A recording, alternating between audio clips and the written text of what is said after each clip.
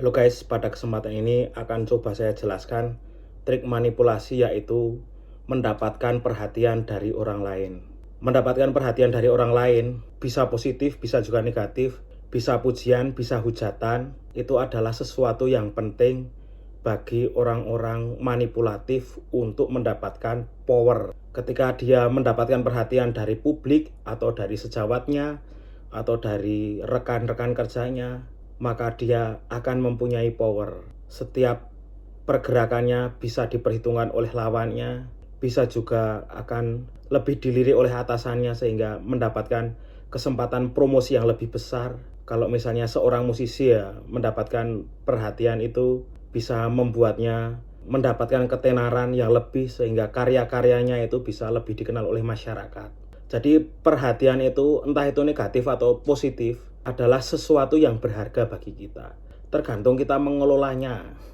Nah, kalau kita bisa mengelola, perhatian negatif itu pun bisa menjadikan manfaat untuk kita. Contohnya yang pernah mendapatkan perhatian negatif itu adalah Coki Pardede yang babi kurma itu. Dia bisa mengelolanya sehingga dia itu malah jadi viral seperti sekarang ini. Nah, seperti itu. Ini adalah langkah-langkah untuk mendapatkan perhatian dari orang. Pertama adalah fisik. Kita mencoba membuat diri kita semenarik mungkin di hadapan orang lain. Kita harus belajar fashion, belajar makeup. Nah, ini saya pakai makeup ini sebenarnya juga untuk menarik perhatian teman-teman semua, agar materi saya ini bisa sampai dan FYP ke TikTok atau YouTube atau Reels dari teman-teman semua. Jadi penampilan itu sangat berpengaruh. Ketika kita berpenampilan rapi, berpenampilan keren, ini tidak harus branded loh. Berpenampilan yang dijaga itu bisa memunculkan perhatian. Kalau bisa ya juga wangi seperti itu. Nah, langkah kedua selain penampilan, ada juga cara lain, yaitu buat dirimu mempunyai citra yang tidak terlupakan, meskipun itu kontroversial. Ya kayak Coki Pardede tadi, kontroversial mengkritisi agama. Nah, dia itu bisa mengelolanya sehingga dia bisa up seperti ini. Kemudian ada Mas Bambang Pacul yang dia itu membuat konten-konten yang kontroversial, misalnya tentang kalau Anda itu belum jadi pejabat apa-apa, jangan sok-sokan bicara harga diri. Anda itu baru mau merintis saja kok sok-sokan harga diri. Uang nggak ada, jabatan nggak ada, kok sok-sokan harga diri. Nah, itu kontennya Bambang Pacul itu kontroversial tapi benar. Sehingga dia itu sekarang malah tenar, diundang kemana-mana. Jadi kalau bisa itu kita menciptakan konten-konten yang kontroversial tapi tetap aman. Kalau bisa menciptakan konten-konten yang memang sangat berkualitas sehingga mendapat banyak perhatian, ya itu beda lagi, itu malah lebih bagus. Tapi ya susah, itu sangat susah. Yang lebih mudah itu adalah konten-konten kontroversial. Atau kalau dalam kehidupan nyata di kelas itu misalnya teman-teman itu banyak yang percaya dengan sains, atau di kehidupan nyata itu teman-teman kantor itu banyak yang logis, kita sok-sokan percaya dengan klinik, percaya dengan hal-hal yang magic. Misalnya kita mengkoleksi keris atau pakai aksesoris yang jimat-jimat seperti itu. Nah, sebuah kontroversi seperti itu bisa berpotensi untuk kita mendapatkan perhatian asal dikelola dengan baik. Jangan sampai itu malah menjatuhkan Anda. Seperti misal mau berangkat kuliah ya. Kalau yang di Jogja ya pakai pakaian adat Jawa gitu. Pakai sorjan yang simpel-simpel tapi masih kelihatan Jawanya.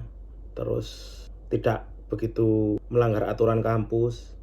Nah, seperti itu menciptakan perhatian kecil-kecil. Atau dikalungkan di leher kita ada kalung jimat, padahal itu cuma jimat-jimatan beli di pasar gitu, atau pakai gelang-gelang aneh-aneh gitu. Biar kontroversi aja, biar ada perhatian. Cuman jangan lupa dikelola.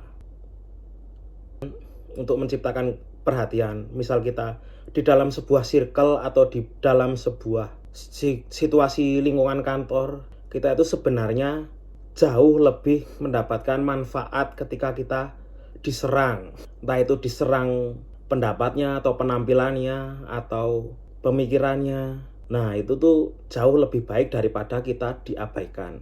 Karena ketika kita diserang, misalnya kita punya pemikiran yang kontroversial, terus kita diserang oleh sejawat-sejawat kita, entah itu rekan kerja atau rekan kuliah, atasan kita itu akan melirik, akan melihat kita sebagai individu yang beda, yang punya pemikiran yang di luar nalar, sehingga kita akan lebih mudah mendapatkan perhatian dari atasan ataupun dari rekan-rekan sejawat lainnya. Nah, dengan dinotis seperti ini, kita bisa memanfaatkan popularitas kita di mata atasan, di mata rekan kerja, rekan kuliah, atau di mata teman-teman, atau di mata circle itu untuk hal-hal yang menguntungkan kita. Cara memanfaatkannya bagaimana itu tergantung masing-masing. Masing-masing orang, masing-masing kondisi orang, situasi orang itu punya cara yang berbeda-beda untuk memanfaatkan perhatian dan kemudian ditukar menjadi sesuatu yang sangat ngefek untuk membawa kehidupan kita menjadi lebih baik. Contohnya kalau misal ada seorang politisi terus banyak diperhatikan karena kontroversi, dia itu kalau bisa mengelola perhatian tersebut, kemungkinan besar dia akan bisa mengkonversinya menjadi suara dukungan untuk dia. Jadi kita itu lebih baik diserang karena kontroversi daripada kita diabaikan. Cara untuk mendapatkan perhatian, misal Anda seorang pekerja seni, entah itu seni musik atau seni rupa, kita itu bisa menciptakan kontroversi-kontroversi palsu. Misalnya ya, saya seorang musisi, maka saya sangat bisa dan sangat mungkin untuk membuat akun anonim, kemudian menyerang karya-karya saya sendiri, dan ketika banyak orang yang terpancing untuk nyerang-nyerang karya kita, maka kita telah berhasil mempopulerkan karya kita dengan ongkos yang murah. Dan sangat ada kemungkinan ketika kita menjadi trending topik karena serangan kita terhadap kita sendiri, itu akan membawa orang-orang lain itu penasaran, kemudian mengecek karya kita, entah itu yang sudah diupload di Spotify atau YouTube dan lain-lain.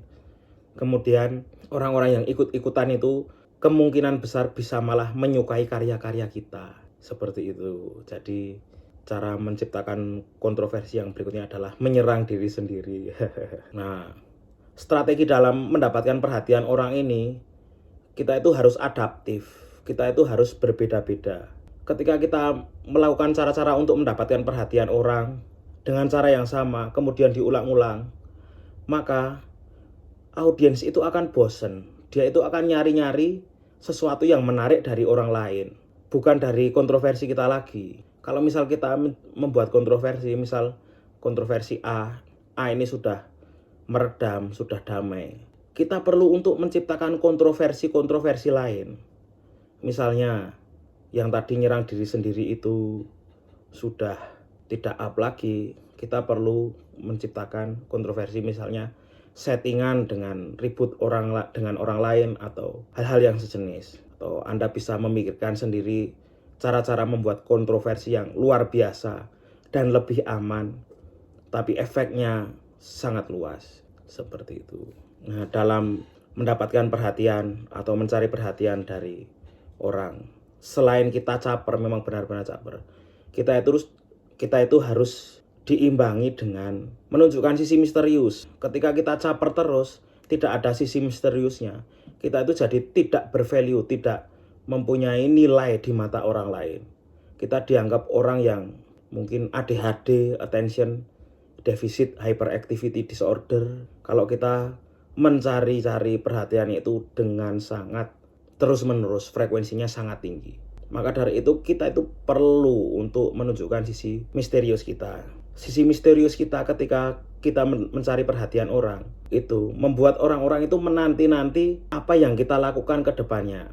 Misalnya dalam sebuah acara meeting kantor, kita menyampaikan suatu ide. Nah, tapi di suatu saat lagi ada meeting, kita diam aja atau hanya menanggapi kecil-kecil. Orang-orang itu akan penasaran, ini misterius banget ini. Atau kita pancing-pancing, besok saya pikirkan ada ide yang lebih bagus, saya akan janjikan ide itu. Nah, itu misterius, idenya apa, kemudian eksekusinya bagaimana. Orang-orang itu akan penasaran dengan kita. Kalau di bidang seni ya, misalnya kita itu rilis video klip dengan tema alam atau tema apa yang menarik, kemudian tiba-tiba rilis lagi misalnya dengan tema genosida atau lingkungan, atau mungkin bisa perlawanan terhadap rezim-rezim atau regulasi-regulasi yang bodoh. Nah, seperti itu. Kita perlu untuk misterius. Kalau tidak misterius, kita itu tidak akan dinanti-nanti.